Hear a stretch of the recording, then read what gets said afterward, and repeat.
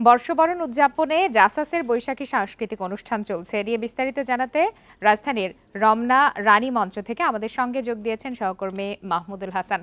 মাহমুদুল হাসান, কি ধরনের আয়োজন সেখানে চলছে, যারা অংশগ্রহণ করেছেন তাদের বক্তব্য কি?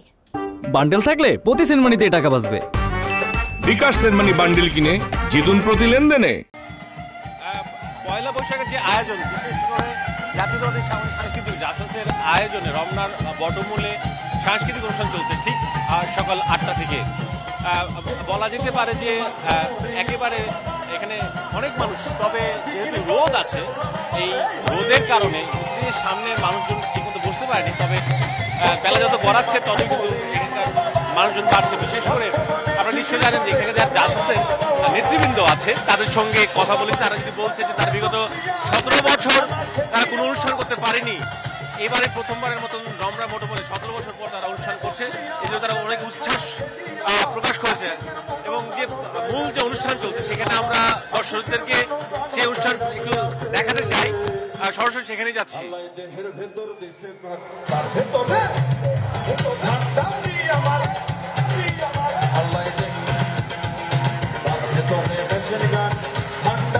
আমারে পাগল বানাইছে।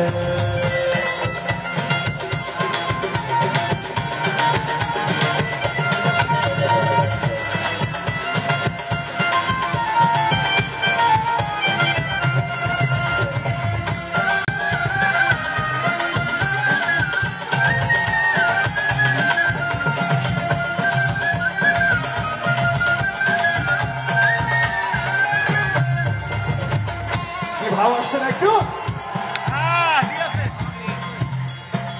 ভাবাচ্ছে তার গাড়ি দেখলে তাদের চেনা যায়, ভাবাচ্ছে তার গাড়ি দেখলে তাদের চেনা যায়।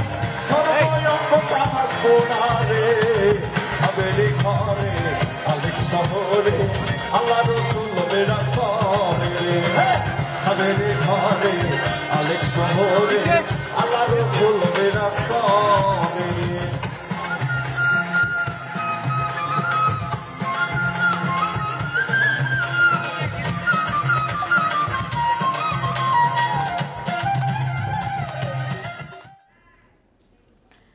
রমনার রানী মঞ্চে চলছে জাসাসের বৈশাখী সাংস্কৃতিক অনুষ্ঠান। আমরা এতক্ষণ সরাসরি সেখানে ছিলাম। এই মুহূর্তে আমরা চলে যাচ্ছি রাজধানীর বাইরে বর্ষবরণের খবর জানাতে, চলে যাচ্ছি চট্টগ্রামে। সেখান থেকে যোগ দিয়েছেন সহকর্মী আহসান রিটন।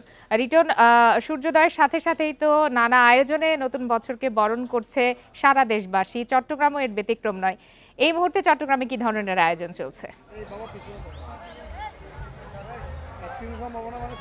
দেখুন, আমরা সকাল থেকে যে ধরনের আয়োজনের কথা বলছিলাম, অর্থাৎ চট্টগ্রামের যে সিআরবির যে শিরিষতলা, সেখানে এখনো পর্যন্ত আসলে যে কালচারাল প্রোগ্রামগুলো সেগুলো চলছে। আমরা কিছুক্ষণ আগে চট্টগ্রামের জেলা শিল্পকলা একাডেমিতে ঘুরে এসেছি, সেখানেও একই অবস্থা।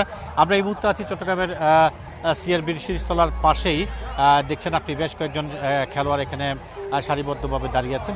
কিছুক্ষণের মধ্যেই বাংলার যে ঐতিহ্যবাহী যে কাবাডি খেলা, সেই কাবাডি খেলার এখানে শুরু হবে। এবার প্রথম এই মাঠটিতে এত বছর আমরা দেখেছিলাম এখানে একটি বলি খেলা অনুষ্ঠিত হয়েছে, শাহাবুদ্দিনের বলি খেলা। এবার আসলে নানা কারণে সেটি হচ্ছে না এবং তার পরিবর্তে আমরা দেখছি প্রথমবারের মতো এখানে কাবাডি খেলা অনুষ্ঠিত হচ্ছে। আমরা দেখেছি দেশের নানা জায়গা থেকে 6টি টিম এখানে অংশ নিচ্ছে এবং কিছুক্ষণের মধ্যে তাদের যে খেলা সেটি শুরু হবে এবং সেই খেলায় শিরোপা অর্জনের জন্য আমরা দেখছি সকাল থেকে যে সমস্ত খেলোয়াড় এখানে জড়ো হয়েছেন তারা আসলে নানা কসরত তারা করেছেন এবং চূড়ান্তভাবে এই মুহূর্তে তারা আসলে কিছুক্ষণের মধ্যেই তাদের যে খেলা সেটিতে তারা অংশ নেবেন এবং আমরা সবাই ধারণা করছি এবং এখানে যারা আয়োজক রয়েছেন তারাও আশা প্রকাশ করেছেন যে শান্তিপূর্ণভাবে একটি খেলা তারা উপহার দিতে পারবেন। এর মধ্য দিয়ে নতুন যে প্রজন্ম যারা আসলে কাবাডি খেলার সম্পর্কে জানেন, অর্থাৎ কাবাডি খেলা যে আমাদের জাতীয় খেলা, এরকম একটি খেলা বাংলাদেশে আছে সেটি জানে না, তাদেরকে জানান দিতেই আসলে তারা ক্ষুদ্র পরিসরে আজকে এই খেলাটি এখানে আয়োজন করেছেন এবং তারা বলছেন যদি মানুষের আগ্রহ পাওয়া যায়, মানুষের যদি সাড়া পাওয়া যায়, তাহলে ভবিষ্যতে তারা বড় আকারে বড় পরিসরে খেলাটি আয়োজন করবেন। আমরা দেখছি যে এখানে যারা খেলার পরিচালক এবং কলাকুশলী রয়েছেন, তারা যারা খেলোয়াড় রয়েছে তাদেরকে দিক নির্দেশনা দিচ্ছেন যে কিভাবে খেলবেন কোন কোন জায়গায় তারা থাকবেন, কোনটি ছাড়া তারা অতিক্রম করতে পারবেন না, এই নানা রকমের দিক নির্দেশনা তারা দিচ্ছেন। এবং কিছুক্ষণ পরেই সেই খেলাটি শুরু হবে এবং আজকে সন্ধ্যার পর এই যে খেলায় যারা উত্তীর্ণ হবে তাদেরকে আনুষ্ঠানিকভাবে যে পুরস্কার দেওয়ার সেই বিষয়টি তারা করবেন বলে আমরা জানতে পেরেছি। তো এটি ছাড়া আমরা যদি বলি, চট্টগ্রামের যে চারুকলা ইনস্টিটিউট তারাও একটি শোভাযাত্রা বের করার কথা ছিল। শিশু একাডেমি, শিল্পকলা একাডেমি থেকে শুরু করে প্রতিটি জায়গায় এখন আসলে মানুষের যে ভিড় সেটি দেখছি।